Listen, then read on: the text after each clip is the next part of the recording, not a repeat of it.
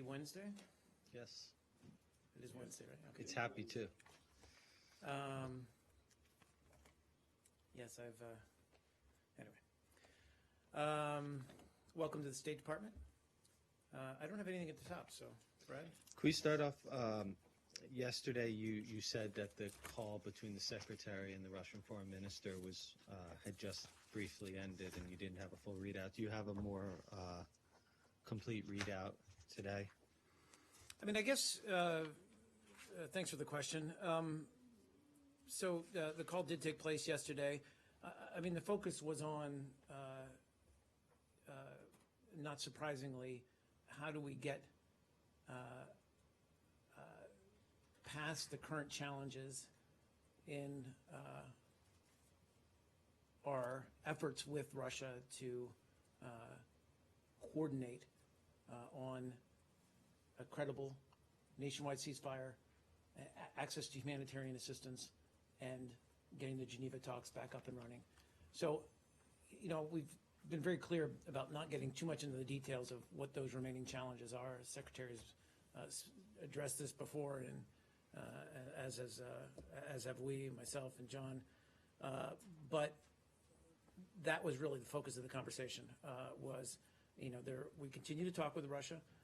We continue to work through some of the issues that we have, some of our concerns, and indeed they have concerns as well that they can speak to, or not. But that was the focus of the conversation. Yesterday you guys were a bit befuddled by the... A bit befuddled. Confused by the Russian decision to start undertaking missions from Iran. Did you get clarity from that telephone call with Foreign Minister Lavrov about the intent and the purpose of these missions? Sorry, I didn't mean to cut you off there. You know, I think, I mean, it was raised. I'm not going to necessarily get into the details of what Foreign Minister Lavrov said about it. But you've seen public remarks by Russia as to why they're pursuing this agreement or this arrangement with Iran. You know, yesterday we said we're looking for, or we're looking at it, we're trying to get a better assessment of what's going on. But I stand by what I said yesterday, which is that fundamentally this isn't helpful. And it's not helpful because, you know, it continues to complicate what is already a very dangerous situation in and around Aleppo when you have Russia using Iranian air bases as a way to carry out more intensive bombing runs that are hitting, continue to hit civilian populations. And so our concerns remain very vivid. And you know, we're trying to remain focused on,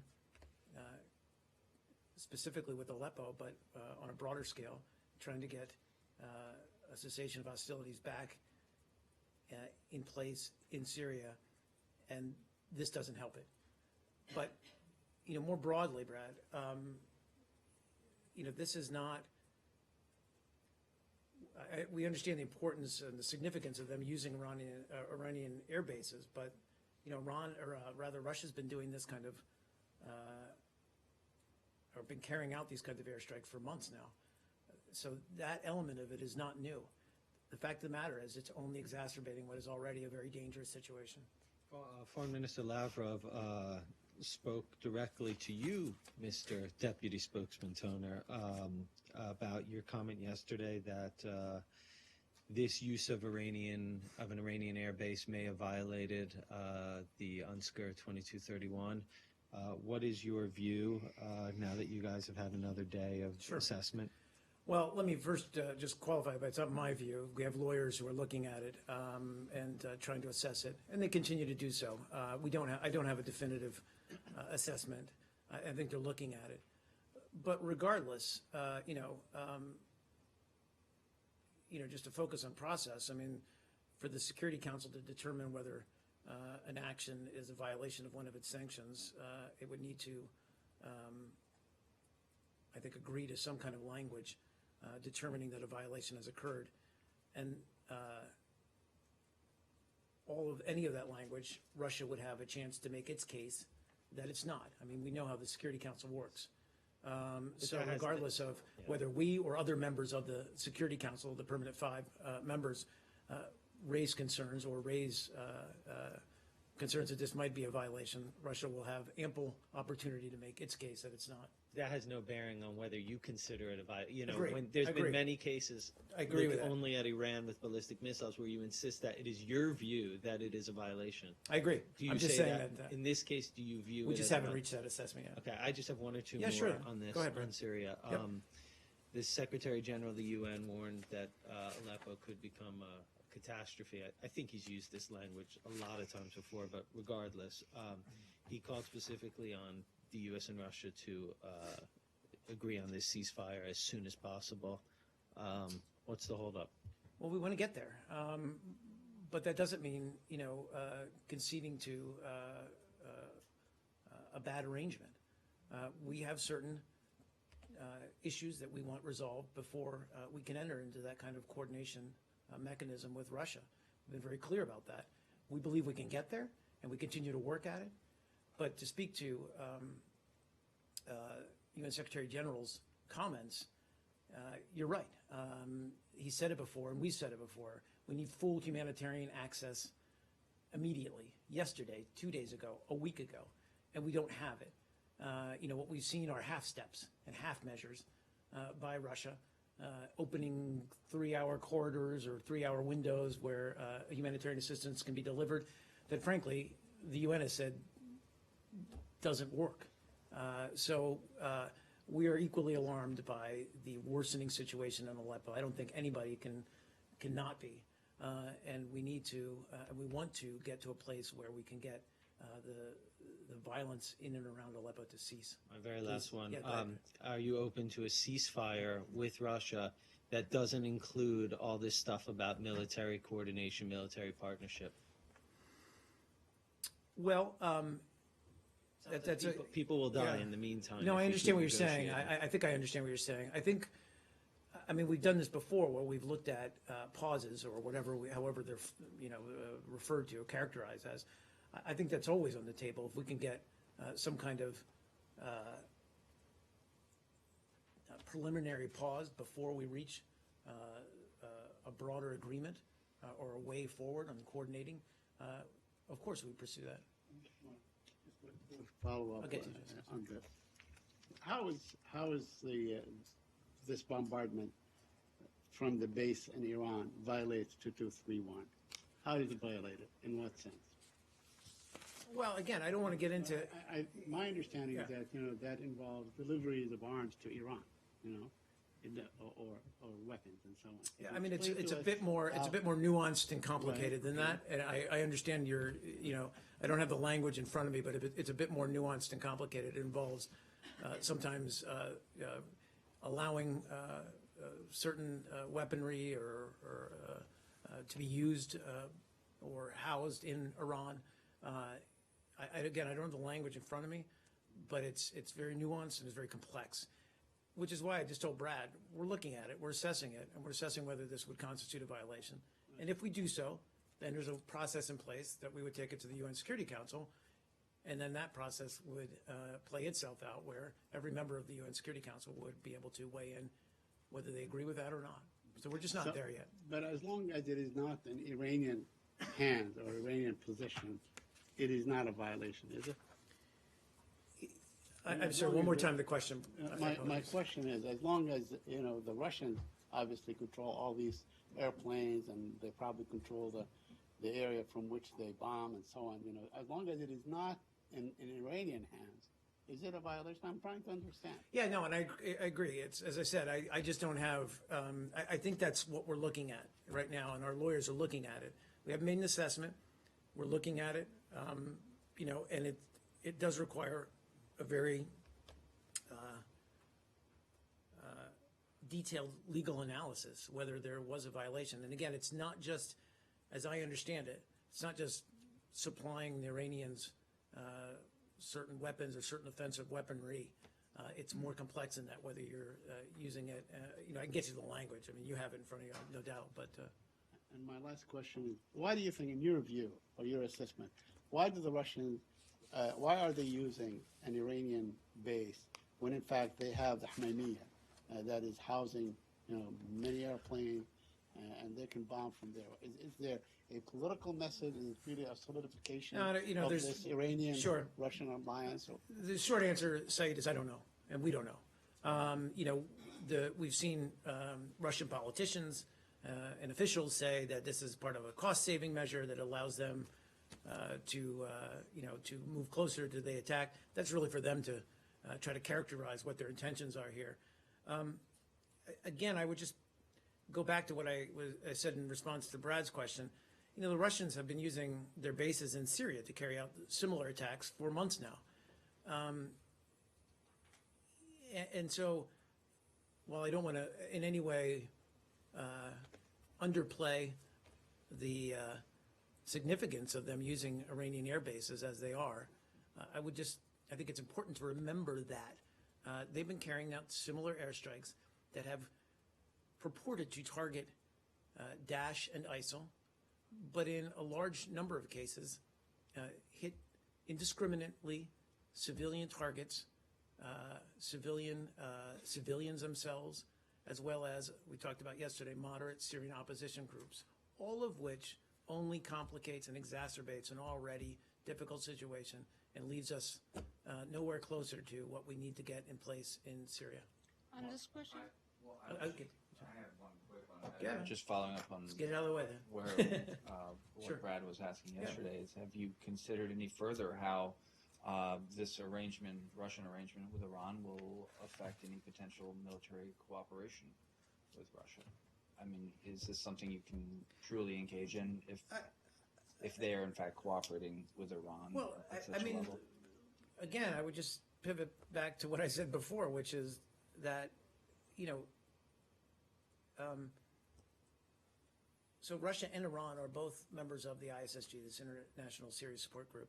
They're also, and it's no surprise to anyone, we've all known that they've been longtime supporters of Assad and the regime. Heck, Iran's been, active on the ground, troops on the ground in in Syria rather, for a long time. So again, I don't want to. For all those reasons, why would you cooperate with Russia militarily? Well, I think, again, part of the operating assumption with the ISSG is that you bring all the quote-unquote stakeholders with regard to Syria in the same room, and you try to reach a consensus on a way forward. Everyone who has signed up to the ISSG has at least claimed to support a political solution and a peaceful solution to the conflict in Syria. Now, many of the countries who sit on the ISSG have their own motives and their own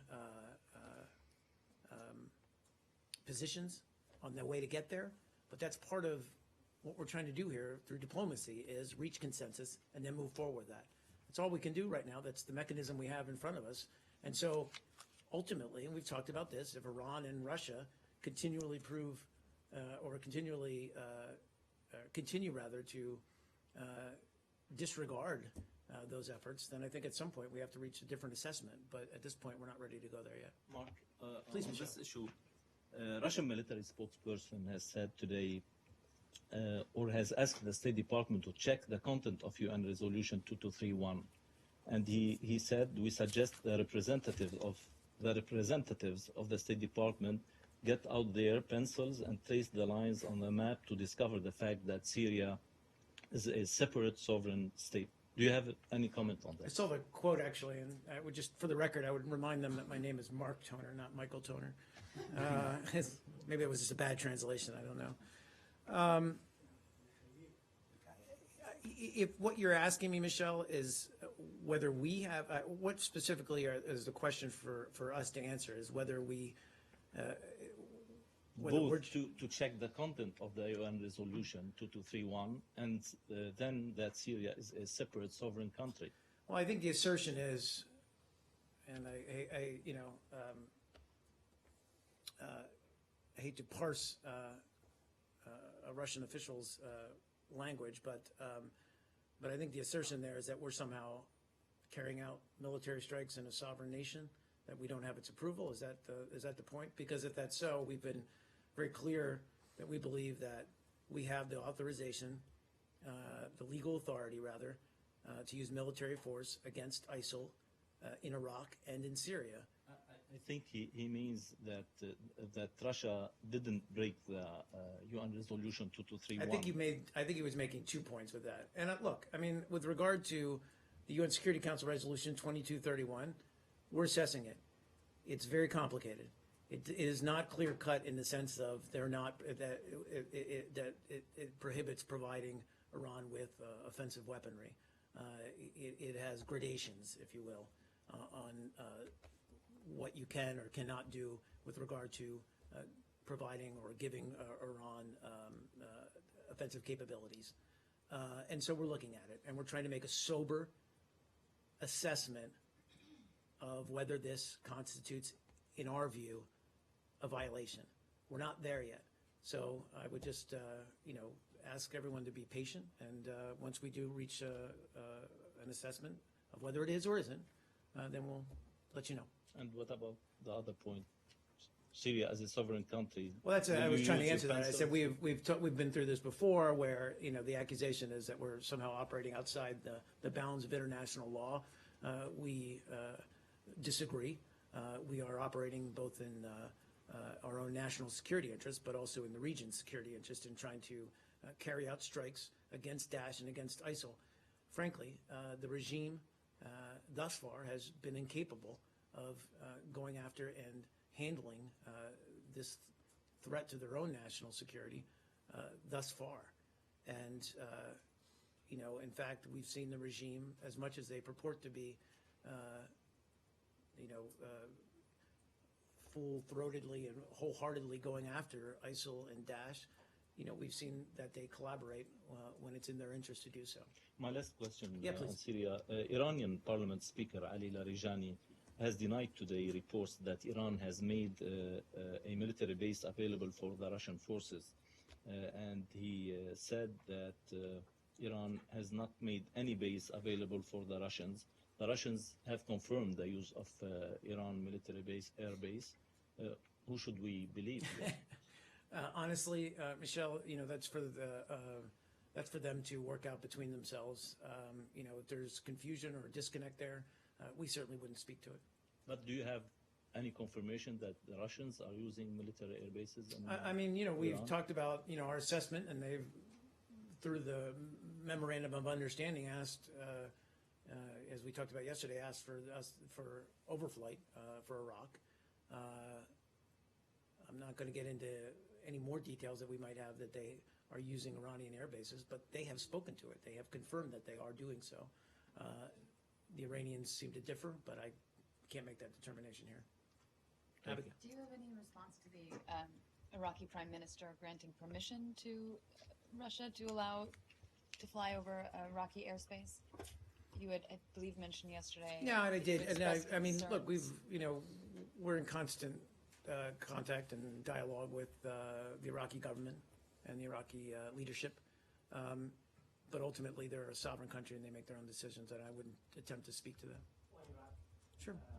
So Prime Minister Abadi has said a few things about the operation in Mosul. Once he seems to be concerned that the Peshmerga might take more territory from Mosul. He says the Peshmerga, quote unquote, shouldn't pursue ambitionist expansionist ambitions. What do you make of that? I would just say that we engage regularly with Kurdistan Regional Government and Baghdad to advocate and encourage a unified front in the face of the continuing threat of Daesh or ISIL. And in fact, we hold and have held joint planning sessions between the Iraqi Kurdistan Regional President Barzani and the National Security Advisor for the government of Iraq. And I think one took place last week. It was the second, I believe, of these meetings. And the intent here of those meetings is to try to build that kind of partnership and to work through some of the challenges as Iraqi forces writ large look towards the liberation of Mosul. he's also said that no force, I'm quoting him, Yeah. other than the ISF is allowed to enter Mosul city, meaning that the Peshmerga is not allowed to enter Mosul city. Is that the understanding the United States has, that the Kurds shouldn't be allowed to enter the city? Well, again, I think that there just needs to be closer coordination between, and we've encouraged that, and indeed it has taken place thus far. There have been these meetings as they look towards Mosul, and frankly, the next steps in liberating Iraq from ISIL. I think it's absolutely important, and we've emphasized this all along, that the Peshmerga and all of the various fighting groups in Iraq need to be under the command and control of the Iraqi government and the Iraqi military. That's been our assessment all along. There needs to be that coordination mechanism. But we certainly recognize, and we've said so many times, the vital role that that these groups, including the Peshmerga, play and have played thus far, and showed tremendous courage in liberating parts of Iraq that have been under the control of ISIL. So I think what we're talking about is better coordination, better communication between the Kurdish forces and the Iraqi government military. Are you expecting to achieve that better coordination, better We think we're on the road there, understanding yes. before the actual operation begins on the city? We, as I said, we've had these two joint meetings. We expect that coordination to continue. And through that mechanism, we hope to address all these issues. Russia. The question arose yesterday about whether Moscow intended a longer-term presence in Iran, and that we discussed that, and you didn't quite, were uncertain. And what I understand since is that Hamadan Air Base has been enhanced and expanded specifically for Russian use, including building 4 long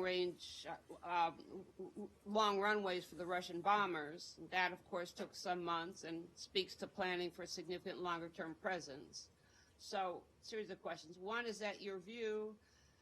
And two, in yesterday's raids, what did Russia attack? Did it attack Daesh targets, or did it attack civilians and moderate rebels, as the U.S. has complained before? So in response to the first question, which I think is what's Russia's long-term plans with Iran, or whether this was a long-term planned operation, I'm not sure. Well, do you have more info? I have more information, so maybe you do as well, that the Hamadan Air Base, which Russia is using in Iran, was expanded and developed specifically for the use of these Tu-22 bombers.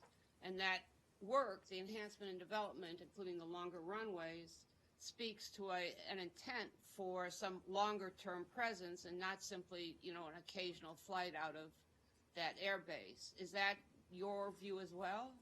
Again, I wouldn't necessarily respond to that. I don't have that level of detail, frankly, but I think that's a question for the Russians and the Iranians to answer. Now, your second question was what was hit yesterday. I think I spoke to this yesterday, but I'll repeat that. As per usual, there were ISIL targets hit, but as per usual, there were also civilian targets and also moderate opposition targets also hit. And again, that is indicative of a pattern that we've seen. Can you say which was targeted more? I can't. I don't have that kind of breakdown. Afghanistan? Are we done with Syria or the region? Let's finish and I'll get to you, I promise. Yeah. Please. Go ahead and back. Or Turkey? Wait, I'm sorry, Turkey. where are we? Are we done with Syria? Yes, Syria. Syria? Yeah. One more Syria, then Turkey, and then Afghanistan. The head of Kurdish National Council in Syria, Ibrahim Biro, was kidnapped last weekend by the PYD forces. And later on he was forced to leave the country, and now he is in Iraq. I was wondering if you are following the I don't. case. I'm aware of reports of the case. I just don't have any more detail for you. I apologize. Please. Just yesterday, Özgür Gündem newspaper, pro-Kurdish newspaper building was sealed, and the newspaper is shut down, and about 14 journalists, maybe more, detained just yesterday. So it's almost 100 journalists right now in Turkey sitting in the jails, and there are dozens of others also on detainment list. I was wondering if you have any comments on this. Well, I mean, I think we are always concerned, and we've been very clear about that whenever we see an independent media outlet shut down. You know, I think that we would encourage Turkey as it takes these kind of steps in the security realm to be mindful of the impact that that kind of action would have on its democratic institutions, one of which is a free and independent media. Please. Yeah. There's fighting going on between different factions of the Taliban. After a U.S. drone strike killed Taliban leader Akhtar Mansour in May, two factions emerged, one more hardline than the other. We're now learning that the Taliban cracked further and a third splinter group emerged. How does this affect reconciliation prospects, if that is still the goal? Well, I think it is, and we've said all along that this needs to be an Afghan-led, Afghan-owned process. I mean, anytime you've got various splinter groups emerging, that does make those efforts more complex, but that remains our overarching goal and what we view as really the long-term solution for Afghanistan to achieve peace and stability. But I don't have an assessment of what that latest development might mean for prospects, but we continue to encourage those efforts. You know, I think that that said, you know, it has been a difficult fighting season in Afghanistan, and we've seen Afghan's security forces thus far meet the challenge. But it's also important to remember that they're still under threat. There's still a high level of violence, and that a large number of Taliban groups and factions continue to press the fight, and we need to continue our support to the Afghan military. Why do you think the fractioning is going to make it more complex, reconciliation? Well, again, I mean, we could all provide our armchair assessment, but anytime you've got a splintering of a group, then you know it's harder to get consensus. Do you hope? I have two more. Please, go I have ahead. two more. Yeah, go ahead. Do you hope as different Taliban factions fight each other, Taliban as a whole will get weaker? Again, I think, frankly, you know, I mean, anything that would weaken their ability to cause harm to innocent Afghan civilians, we would welcome. But I think what our preference would be that these various or some in the Taliban leadership would recognize that there is no long-term military solution to what they're pursuing in Afghanistan, would lay down their arms, would adopt the Constitution, accept it, and agree to sit down, as I said, as part of an Afghan-owned and Afghan-led peace process. One more. Please. Are you concerned that ISIL may be taking advantage of the fractioning among the Taliban? Earlier this August, an Afghan general said over the past 2 months, the Taliban had stopped fighting ISIL. Afghan officials are worried that the Taliban might be forging an informal alliance with ISIL in eastern Afghanistan. What is your assessment? Well, I think, you know, our assessment is that we continue to see, we've talked about affiliates, different groups affiliating themselves with ISIL, but we've continued to see an effort on the part of ISIL. We've seen it in Libya and elsewhere, frankly, for it to expand or to reach out its tendrils, if you will, into different places that are ungoverned spaces. And certainly that's true for Afghanistan. So we're monitoring the presence of ISIL-affiliated groups very closely. In Afghanistan, we're actively engaged with the government of Afghanistan and our partners in the region to prevent that from taking place. We don't want to see them gain safe haven or material support from the Taliban or anyone. Yeah, let's do Goyal and then you. I'm sorry, Lily. Mark, the innocent people are the victims of these terrorism in Afghanistan, and what they're asking now, after so many years, they have not seen or had a good night's sleep because of these terrorist activities. what they are asking is from the United States and the international community when there will be a light in the dark in their life, when they will have a good night's sleep. And Well- what's the message for those innocent people? Well, look, I mean, what is the future of Afghanistan? As far as well, they we're are trying to, so let me just say, the United States has made a long-term commitment to Afghanistan. And we're going to help Afghanistan build a more stable, peaceful, democratic, and prosperous future. We have sacrificed in both blood and treasure to make that happen, and we're going to continue to fulfill that commitment. And we stand firmly behind the democratically elected government. We commend President Ghani and Chief Executive Abdullah on the progress they've made in 18 months into a 5-year term. But we want to continue to build on that progress. We want to work to increase the capability of Afghan security forces to provide for the security of the Afghan people. But it is a long, difficult road, but we're certainly not going to abandon it. One more just Please, general question, and that is that dozens of nations are fighting against these terrorists, ISIL, Taliban, or ISIS, and all among others. My question is, have you? They have no basis. They are not nations or countries. Have you reached those who are financing them and arming them? Because without financing or arming, they cannot fight. It's absolutely a against the innocent challenge. people. We've seen it most recently with Daesh or ISIL in Syria and Iraq. Terrorist financing is a huge piece of solving the overall challenge of terrorism because, as you note, they need to have access to funds in order to operate. We've focused on that, and we've made, frankly, great strides in choking off ISIL's access to those funds. We did similarly well in cutting off Al-Qaeda's access to funds, but it remains a challenge. Please, Ali. The unity government, the differences within unity government now has come out in the open. To what extent this is affecting the war against Taliban in Afghanistan? Well, I mean, look, you're talking about Afghanistan, of course. We've seen Chief Executive Abdullah's public remarks regarding President Ghani and the government of national unity, which is what I think you're referring to.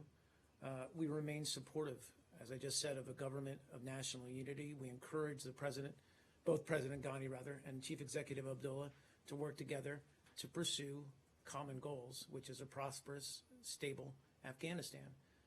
We regularly consult with both of them, President Ghani and Chief Executive Abdullah, and their key advisors, as they work to implement what is a very difficult and ambitious domestic reform agenda, and we're going to continue that support. Unity government, was formed as a result of Secretary Kerry's trips to Afghanistan and his negotiations with these two leaders. Is he worried about such a scenario coming up nearly 2 years after the formation of the government? And is he making any effort to reach out to these two leaders? Well, I mean, as I just said, we remain in very close touch with both leaders, both through our embassy, but also from Washington as well. I think our assessment is, as I just said, that they've got significant challenges facing them, but we stand by and ready to support them as they work through these challenges. We want to see them implement, as I said, what is an ambitious reform agenda, but we continue to consult with them, their advisors, and we believe that they understand the importance of them working together rather than separately. North Korea. Let's close out Afghanistan. Just again, how concerned are you about ISIL taking advantage of fractured Taliban? Well, I think I answered this. I mean, look, we're always looking at ISIL's ability to find safe haven and then expand to work with, as I said, these affiliate groups, factions of groups such as the Taliban that they might be able to exploit.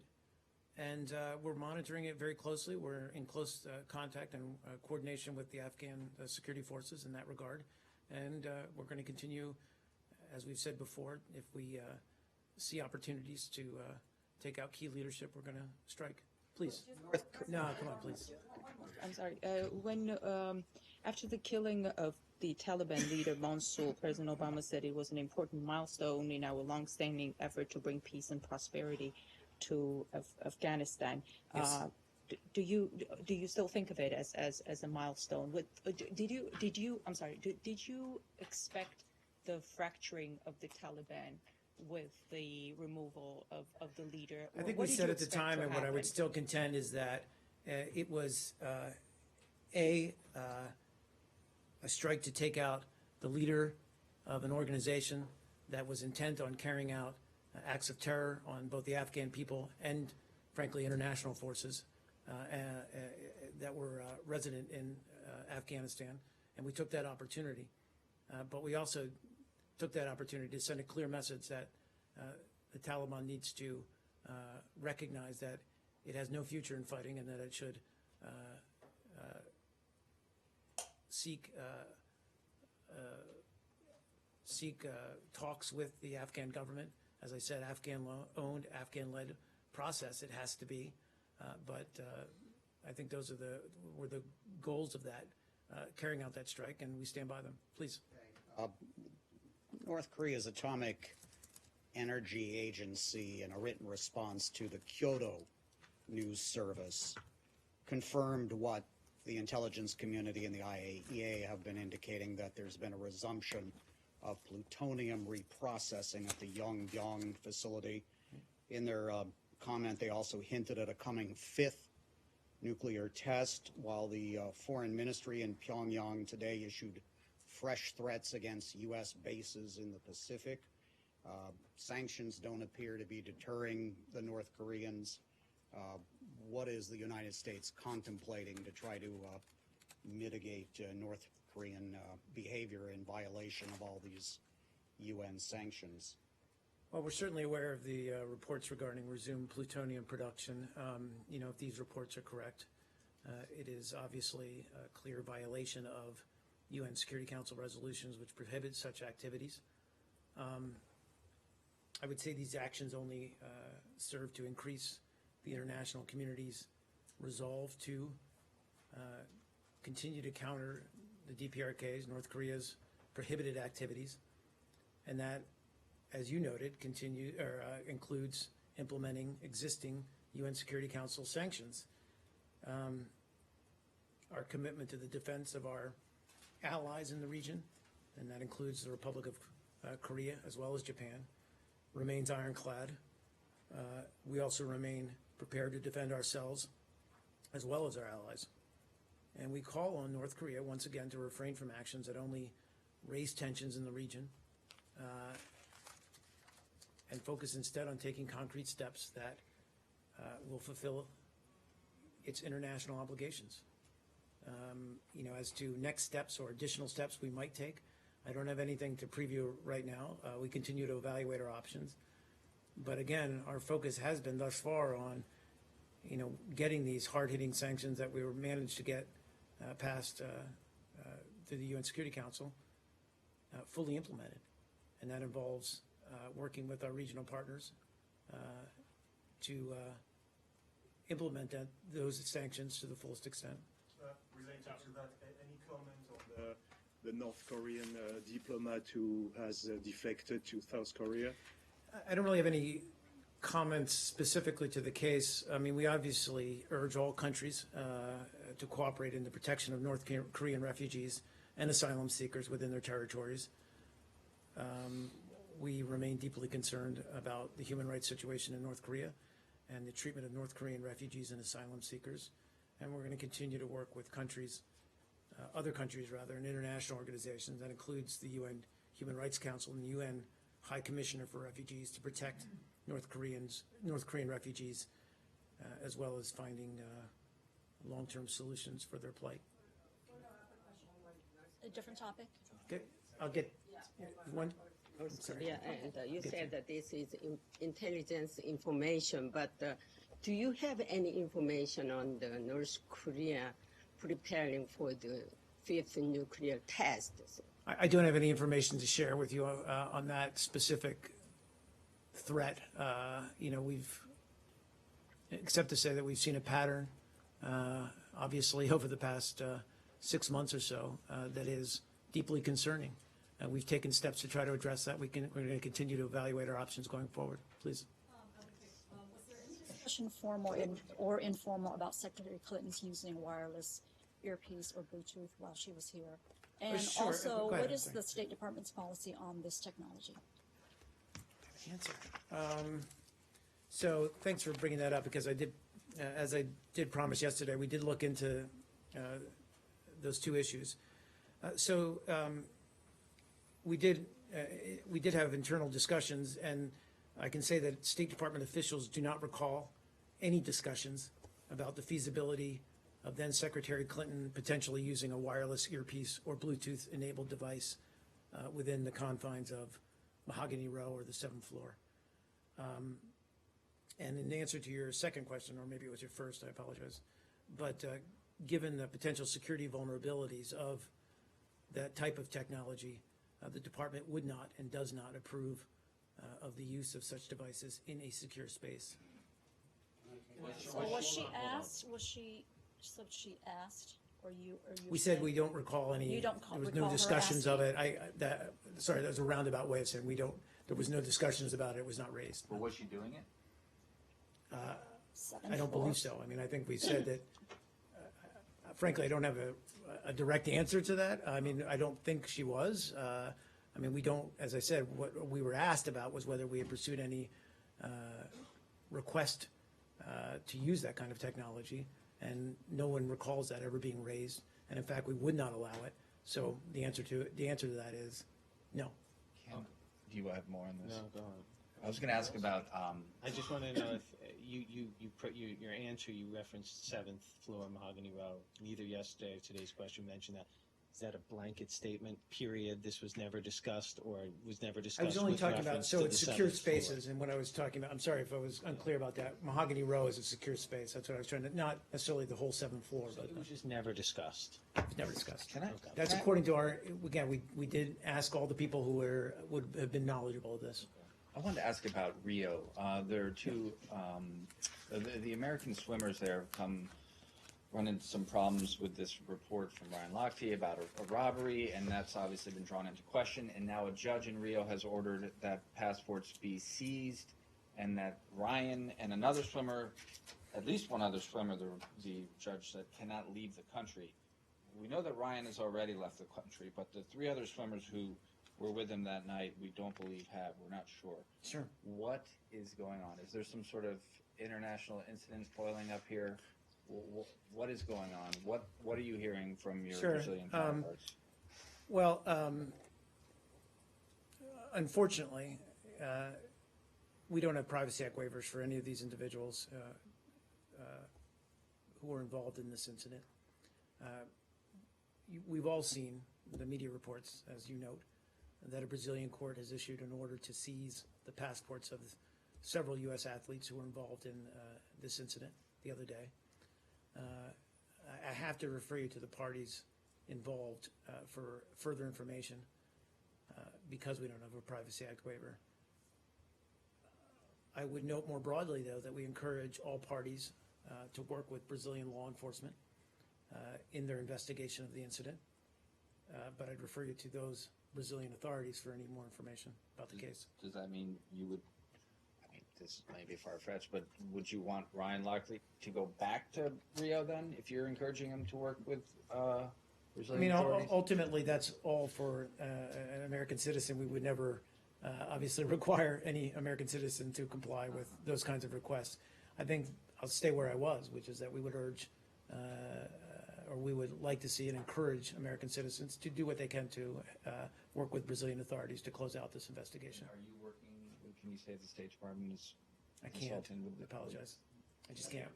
One more of that. Yeah, sure. Go ahead. We'll close this out. Being please. that you're encouraging U.S. citizens to work with law enforcement in Brazil, is there any concern about the way U.S. citizens are being handled during the course of the Olympic Games by the Brazilian government or by the Brazilian law enforcement? I mean, we've talked a lot in the run-up to the games about providing, through a range of sources, information to the multitude of Americans who are on the ground right now in Rio and in Brazil. Thus far, I'm not aware of any pattern of any kind of harassment or anything at all, frankly, in terms of crime. I'd have to obviously consult with our embassy in Rio, in Brazil rather, to get more information about that. But thus far, I don't think we've seen any concerns whatsoever about the security situation. Other than that, there have been several incidents, of which this is one, that have been reported.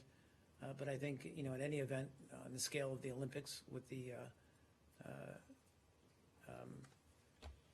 number of visiting tourists who are taking part in that event, that's always something that's a matter of concern. We always, you know, urge American travelers to be mindful of security surrounding a big event, whether it's the Olympics or whatever event that takes place around the world. And to respect the laws and rules. And of course, to respect the laws and rules of the government, or of the country in emails? which they are.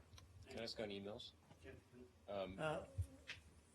So I'd already been to you, so I'll get back to you, I promise, and then we'll do emails. So you mentioned yesterday that you were working to come up with a production schedule. You might present the production schedule on the email in an August 22nd court date. Do you have anything further on that, whether you have a production schedule or whether it would be in the public interest to at least produce these emails before Election Day? I don't have any, you know, as I said, we're looking at it, we're assessing the number and how we might share them. I think I confirmed yesterday that we would obviously hand them over to Judicial Watch, any of the emails, in addition, that were received or sent by Secretary Clinton in her official capacity as Secretary of State, which were contained in the material that was handed over to us by the FBI. But I don't have any additional details to provide on how that production schedule would take place. But are you looking at Election Day as a deadline? I mean, do you think that would be in the public interest to have these emails out there before then? Frankly, you know, and having dealt with the tremendous amount of emails that we had to deal with in responding to the previous FOIA request, some 55,000, you know, it's always been our goal is to work through as quickly and as expeditiously as possible, but mindful of the fact that we need to work to address interagency concerns and possible classification upgrades, that we're always working to produce these documents as quickly as possible. Mark, in assessing the number, Sure. as you put it, does that mean you've counted how many there are, and can you share that? I don't have a firm number for you. You I'm can't sorry, tell it? I don't. Okay. We'll see if we can get that for you, okay? Yeah. Or how many pages of emails? Comey described it as several thousand. Is that what you assessed? So I don't want to give a wrong number. I'll get back to you on that. You got a Promise. number there, though. No, I don't. It's Okay. It can come up. All right. I'm always seeking to answer your questions, Justin. Trust me. Very quick question on the Please. Palestinian-Israeli Okay. issue. Today, the Israeli radio said that the Prime Minister's office, Prime Minister Netanyahu's office, was getting ready or preparing some sort of response for an equivalent or ultimately some sort of a suggestion by the President of the United States on the two-state solution that may come up at the Security Council. Do you have any? First of all, have you heard the report? I'm not aware of any plans. I've seen the reports. I'm not aware of any plans for a speech. You know, Not a speech. Now they're saying that it's going to be like a draft proposal at the United Nations Security Council. Are you aware of that? I'm aware of the reports that you're referring to. I'm not aware of any intention to roll out some kind of new plan or strategy. You know, but that said, we continue to focus on efforts to achieve a two-state solution. We believe it's absolutely vital to the future of the region. And including working with the French on this thing, the French proposal. Including working with the French. We continue to look at the French proposal and to talk to them about it. On Africa? Sure. And then I'll get I wanted to ask about the hunt for Joseph Kony. Ugandan army has played an important partner role in reducing the scope of Kony's LRA organization, but this week there were reports that they were withdrawing. Can you clarify whether they are indeed withdrawing and whether the US is engaged in negotiations to keep them for a bit longer? Sure. Well, I can confirm we're working closely with the Ugandan military and other contributors to the African Union Regional Task Force to ensure a successful completion of their mission. And I can say the Ugandan military's long commitment to countering the Lord's Resistance Army has resulted in improved security for the people of Uganda. In collaboration with the African Union and the United Nations, the United States continues to support the efforts of the countries in the regions to combat the threat and end the threat posed by the Lord's Resistance Army and bring the remaining LRA leaders to justice. I can say that over the past 4 years, the Ugandan military has removed 4, I think, of LRA's top 5 most senior and notorious commanders from the battlefield. So they have done tremendous work, and we want to see those efforts continue. So you're still in negotiations about whether they remain? Well, I just think I don't want to talk about our consultations and discussions with the Ugandan military, just to say that we continue our collaboration, and we want to see a successful completion of the mission. And just as a follow-up to that, Sure. The LRA Crisis Tracker, which looks at detailed data, suggests that Joseph Kony's group has begun to abduct individuals again. And some groups, the Enough Project in particular, is concerned that this could lead to, the LRA becoming powerful again in the region. Do you have any words of reassurance in that regard? Well, I would just say that our overarching strategy focuses on the protection of the civilian population. And it's also, frankly, focused on apprehending or removing Joseph Kony, and as well as other remaining senior LRA commanders from the battlefield. But we're going to continue to pursue those objectives. It's all about, fundamentally, as you note, providing for the security of the people who are affected by this group. We, without speaking to necessarily whether we've seen an uptick in kidnappings or other efforts to intimidate the local populations, we're going to continue to collaborate, as I said, with and cooperate with those security forces that make up this regional task force. We have seen success thus far, but the mission's not complete yet. South Sudan? Yeah, please. The UN said today that the results of the initial fact-finding mission by the UN mission in Juba, or the initial fact-finding investigation by the UN mission in Juba into the attack on the train apartments, it's expected to be turned over to the UN this week. But after the announcement of the special investigation by the Secretary General last night, they're saying the results of this fact-finding investigation will not be released to the public. Do you think that, considering the nature of these attacks and the accusations towards the UN peacekeepers, that this fact-finding investigation and the results of it should be released to the public? Well, first of all, I think we've spoken to this in detail over the last couple of days, and I know Ambassador Power also issued a very strong statement regarding the UN's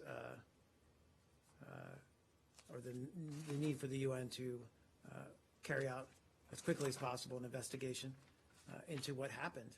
I think we're always encouraging transparency in these kinds of reports. But I think what's most important here is that they carry out as quickly as possible this fact-finding review of the incident to determine how to ensure this never happens again. Do you need a fact-finding mission to tell you that the UN did nothing to respond when they were told that these people, these aid workers, were in need of help? I think always in these kinds of incidents, and again, this was absolutely abhorrent, what happened, but I think it's always useful to look at, to not draw any broad conclusions, but to look at the timeline of what happened and to understand the decision-making that went into that process. As I said, if only to make sure that in future cases, similar situations rather, that this doesn't happen again. Can you say how many Americans were implicated in that attack, or victims in that attack? I don't think we've been able to give a precise number, and the reason why is we don't have Privacy Act waivers on all the individuals involved. I'm not certain I have a firm number there. I apologize. Well, if there were Privacy Act waivers, that would imply that there were Americans, right? So there were Americans. But so you can you say again a number of Americans, even if you don't have the waivers? Like, no, we're not asking for specific information, just.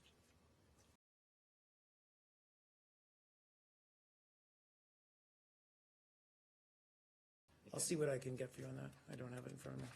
And also staying in South Sudan. Sure. The Sudanese government has apparently rejected the UN Security Council resolution for further troops. Do you have any reaction to that? And what's the next step if indeed they do reject? You're talking about, South Sudan? Yes. Sudan. Sudan, yeah, that's what I thought. Okay. Sorry. Getting mixed up.